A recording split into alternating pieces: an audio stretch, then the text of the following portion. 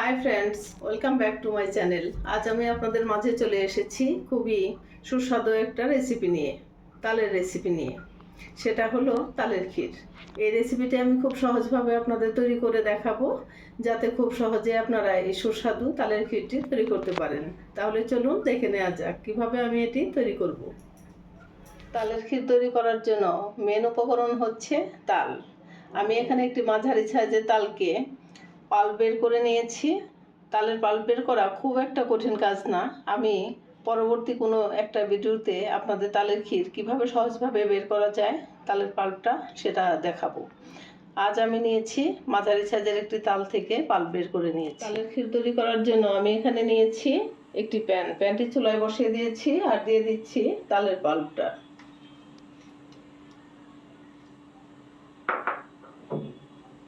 মাঝারি আছে তালের পাল্পটাকে ভালো করে নেড়ে চেড়ে একটু জাল দিয়ে নিতে হবে। অনবরত নেড়ে চেড়ে জাল দিতে হবে।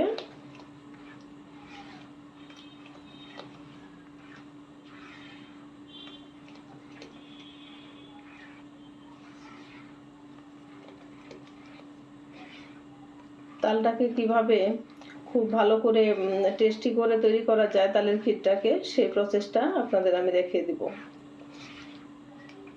ভালোভাবে নেড়ে চেড়ে জাল দিয়ে নিচ্ছি।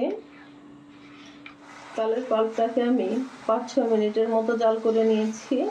এখন দিয়ে দিচ্ছি স্বাদ মতো চিনি। চিনিটা আপনাদের টেস্ট অনুযায়ী বাড়িয়ে বা কমিয়ে দিতে পারেন।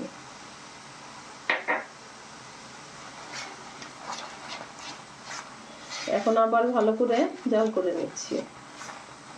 প্রথমে আপনারা চিনিটা দিয়ে দিবেন না, তালটা কিছুক্ষণ জাল করে নেবার পর চিনিটা অ্যাড করবেন।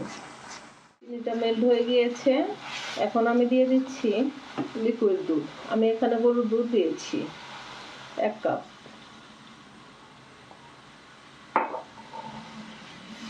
দুধের সাথে তালটাকে ভালো করে নেড়ে ছেড়ে জাল করে নিচ্ছি।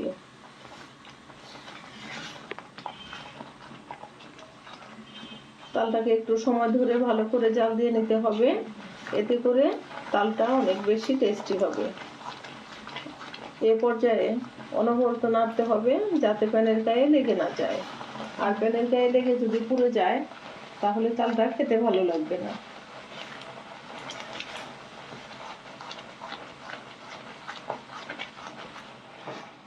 তালটাকে আমি জাল করে কিছুটা ঘন করে নিচ্ছি।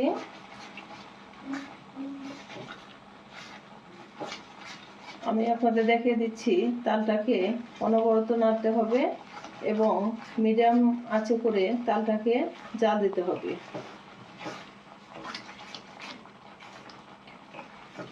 তালের ক্ষীরের টেস্ট আর একটু বাড়িয়ে নেওয়ার জন্য আমি এখানে দিয়ে দিচ্ছি কিছু নারকেল কোড়া।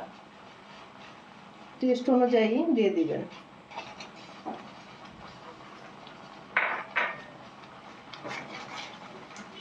নারকেল কোড়াটা আপনারা অবশ্যই দেওয়ার চেষ্টা করবেন, এতে করে তালের ক্ষীরের টেস্ট অনেকটা বেড়ে যাবে।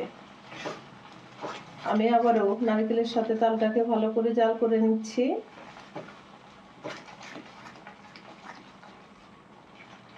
আমি আপনাদের দেখিয়ে দিচ্ছি তালটা এখন কি অবস্থায় আছে। অনেকটাই ঘন হয়ে এসেছে।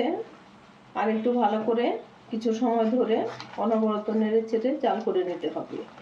তাল যতটা জাল হবে ততটা টেস্ট বাড়বে।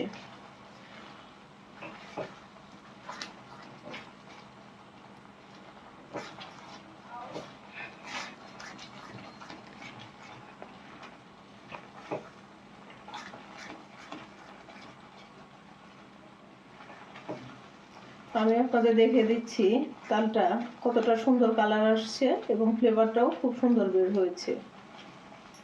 আমার তালের ক্ষীরটা হয়ে গিয়েছে, আপনারা দেখতেই পাচ্ছেন এটি ঘন হয়ে এসেছে, খুব সুন্দর একটা কালার চলে আসছে।